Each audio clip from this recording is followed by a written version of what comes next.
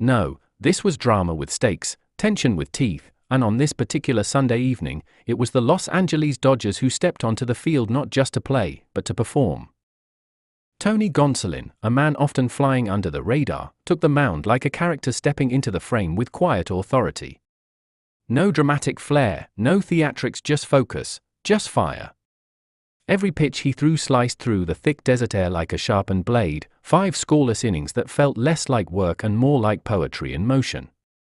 Gonsolin wasn't overpowering, he was strategic, like a chess grandmaster moving with patience, precision, and a plan. He pitched with purpose, with calm in his eyes and confidence in his delivery, and by the time he exited the game, the script was already shifting in favor of the Dodgers. But Gonsolin didn't work alone. Every hero needs a co-star, and Freddie Freeman delivered a performance worthy of a standing ovation. It wasn't just that he went for 4, it was how he did it. Each swing was a statement, each hit a moment captured in time, as though the bat itself understood the gravity of what was happening. And then came the home run, a towering blast that didn't just clear the fence, it lifted the energy of the entire team. It soared into the night like a flare shot from a battleship, signaling that the Dodgers had come not just to compete, but to dominate. And just when you thought the script couldn't get tighter, couldn't get cleaner, Mookie Betts stepped into the scene like the returning legend, swinging with that signature swagger, connecting with power that echoed like thunder. His homer was less about the run on the board and more about the warning it carried, that when Betts and Freeman are both locked in, there's little hope for anyone standing in their way. This wasn't a team scratching out a win, they were dismantling a challenge, brick by brick, at bat by at bat. With 18 hits on the night, it wasn't a slugfest, it was an exhibition, a lesson in how to methodically wear down a team, take their breath, and leave them with nothing but the realization that they'd just been outclassed. And in the backdrop of this perfect storm, San Diego's stumble in Colorado painted the full picture, because while the Padres fell, the Dodgers rose, reclaiming the division lead with a sense of inevitability that felt almost cinematic. This is what great teams do, they adapt, they respond, and when the moment calls for it, they rise. But let's rewind just a little. The 4-game series with Arizona wasn't all smooth sailing. The Diamondbacks had taken their shots, made the Dodgers uncomfortable, and proved that they too were hungry. That's what made this final game matter so much, not just to win, but to respond. The Dodgers could have coasted, could have mailed it in after a couple of rough outings, but instead, they showed up with intensity, with grit, with the kind of edge that separates the good from the elite. From the dugout you could sense it. This wasn't just about playing well, it was about making a statement. You could see it in the way players high-fived a little harder, laughed a little louder, and locked in a little deeper. Even when Arizona broke through for a run, it didn't change the story, it just added contrast to the masterpiece the Dodgers were painting. And with every pitch, every swing, every perfectly executed defensive play, that masterpiece came closer to completion. The bullpen followed Gonsolin's lead like a seasoned ensemble cast, each reliever stepping in, playing their role, and preserving the balance of the narrative without skipping a beat. There was rhythm to it, elegance even, and when the final out was recorded, it didn't feel like a celebration, it felt like a resolution. A final chord to a song that had been building all night. Freddie Freeman walked off the field not just as a star of the game, but as a symbol of consistency, of leadership, of what it means to set the tone for an entire roster. Gonsolin's outing may not make the flashy highlight reels, but within the clubhouse, within the heartbeat of this team, it carried weight. And Mookie? He reminded everyone watching why he's one of the most electrifying players in the sport. But perhaps the most impressive thing was that it didn't feel like a one-off, it felt sustainable. The Dodgers weren't running on adrenaline, they were operating on execution. Every batter had a plan. Every pitch had intent. Every inning had energy. And that's what makes this team so terrifying when they're at full throttle. They don't just beat you, they dismantle you with discipline.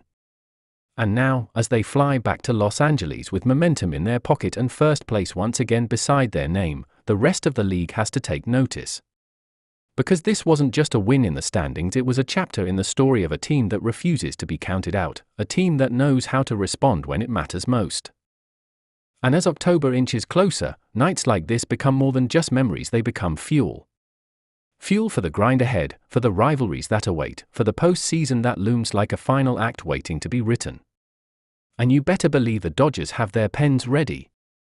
They've written this story before. They know how it ends. And if this game was any indication, they're ready to do it again, scene by scene, pitch by pitch, win by win. Because for this team, it's never just about one night. It's about legacy. And legacy, just like baseball, is built one unforgettable performance at a time. It was a night that felt more like a statement than just another regular season game, a reminder that when the Los Angeles Dodgers click into gear, they're not just playing baseball, they're orchestrating dominance. Picture this: the Arizona desert, the roof closed at Chase Field, fans filing in with a quiet optimism, hoping maybe their Diamondbacks could chip away at the momentum of a division rival. But then came the sound of leather popping in the mitt, of bats cracking with precision, of cleats cutting through the base paths like blades on ice. Tony Gonsolin, not always the flashiest name in the Dodgers rotation but undeniably effective, took the mound like a man on a mission. 5 scoreless innings later, he walked off, having silenced Arizona's lineup with surgical precision, mixing pitches, working corners, and never letting the moment grow too big. Gonsolin didn't just pitch, he dictated. And while the Diamondbacks tried to find a pulse offensively, the Dodgers lineup came alive like a well-rehearsed symphony, led by none other than Freddie Freeman, who turned in a performance that reminded everyone why he's one of the most consistently dangerous hitters in the game. For 4, a home run that sailed deep into the Arizona night, line drives that barely had time to rise before they shot into the outfield. Freeman's bat was more than hot, it was untouchable. And as if that wasn't enough, Mookie Betts decided to throw his hat into the ring, launching a bomb of his own that sent Dodgers fans in the crowd into a frenzy.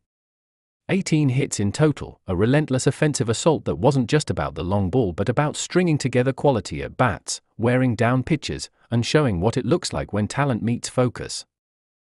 This was the kind of game that reminded you why the Dodgers have been a perennial powerhouse, why even when they lose a few games, they always seem to find their rhythm again.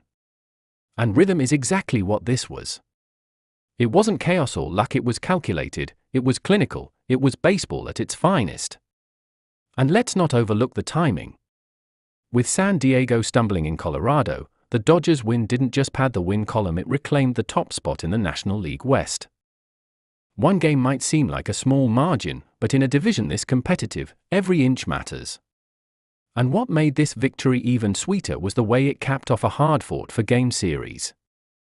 Arizona had punched back earlier, taking a couple of games and making things uncomfortable, but Los Angeles refused to leave town on a sour note. They came out with purpose, like a team that knew what was on the line. It wasn't just about beating Arizona, it was about resetting the tone, about reminding the rest of the league that the Dodgers are never down for long. You could see it in the dugout, players laughing, coaches locked in, a vibe that was equal parts business and brotherhood.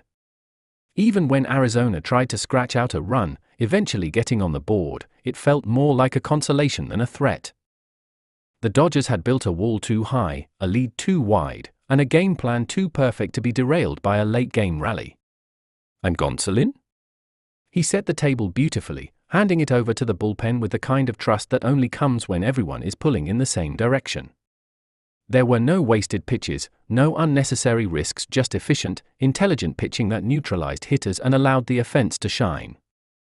It's not always the flashiest outing that makes the biggest impact, and Gonsolin's 5 shutout innings were exactly what the Dodgers needed.